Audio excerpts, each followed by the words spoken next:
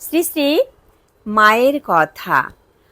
আজ আমরা মায়ের কথা শুনব বন্দিতা ভট্টাচার্যের লেখা শ্রী শ্রী মা ও সাধিকা চতুষ্টয় শীর্ষক লেখাটি থেকে। স্বয়ং আদ্যাশক্তি মহামায়া যখন অবতারের লীলা সঙ্গিনী রূপে মর্তধামে অবতীর্ণা হন, তখন অবতার পার্শ্বদবৃন্দের ন্যায় তার সঙ্গেও তার নিজস্ব লীলা সহায়িকাগণ পৃথিবীতে জন্ম পরিগ্রহ করেন। শ্রী শ্রী মা সারদা দেবীর সঙ্গেও এসেছিলেন তার অন্তরঙ্গ লীলা পার্ষদরা।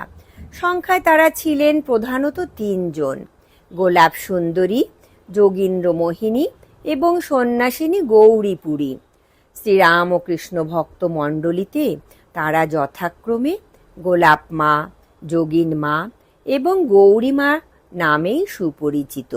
এই ৩ জনের মধ্যে প্রথম ২ জন ছিলেন শ্রী মায়ের আমৃত্যু সঙ্গিনী।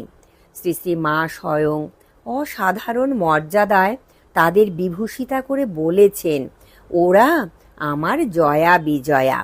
আবার এদেরও উপলব্ধিতে শ্রী শ্রী মা ছিলেন সাক্ষাৎ শ্রীরূপিণী লক্ষ্মী, জ্ঞানদায়িনী সরস্বতী, প্রেমময়ী রাধিকা এবং শত্রুমর্দিনী বগলা।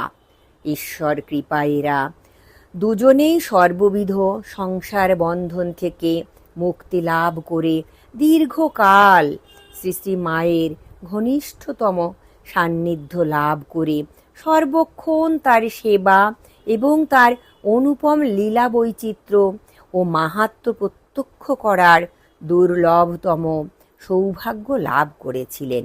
গৌরীমার দৃষ্টিতেও শ্রী শ্রী মা ছিলেন জগন্মাতা স্বয়ং। তার প্রতিষ্ঠিত আশ্রম ছিল শ্রীমায়ের বিশেষ স্নেহধন্য। শ্রী শ্রী মা বলতেন, গৌরীদাসীর আশ্রমের সলতেটি পর্যন্ত যে উস্কে দেবে তার কেনা বৈকুণ্ঠ।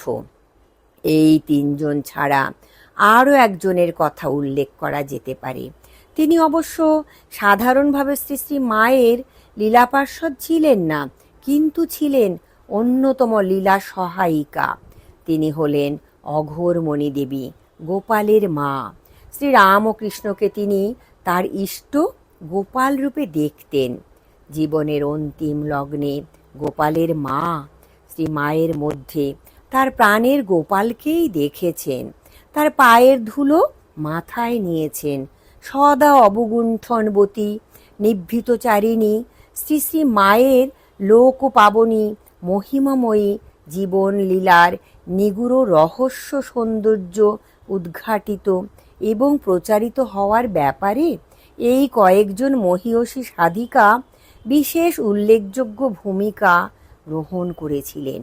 শ্রী শ্রী ঠাকুর তার অপরূপ কৃপা সিঞ্চনে এদের সকলের অন্তর্লীন অধ্যাত্ম বীজ অঙ্কুরিত করেছিলেন, আর শ্রী শ্রী মা তার পদপ্রান্তে চির আশ্রয় দিয়ে সেই অঙ্কুরকে ধীরে ধীরে মহীরুহে পরিণত করে জনমানসে অত্যুচ্চ ভক্তি শ্রদ্ধার আসনে এদের সুপ্রতিষ্ঠা করেছেন।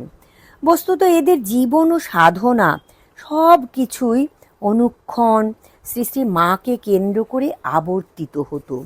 অবশ্য এদের কথা আলোচনার মূল তাৎপর্য হল শ্রী শ্রী মায়ের গুপ্ত লীলা মাধুরীর প্রকাশ্য রসাস্বাদন করার সুযোগ লাভ করে কৃতার্থ হওয়া।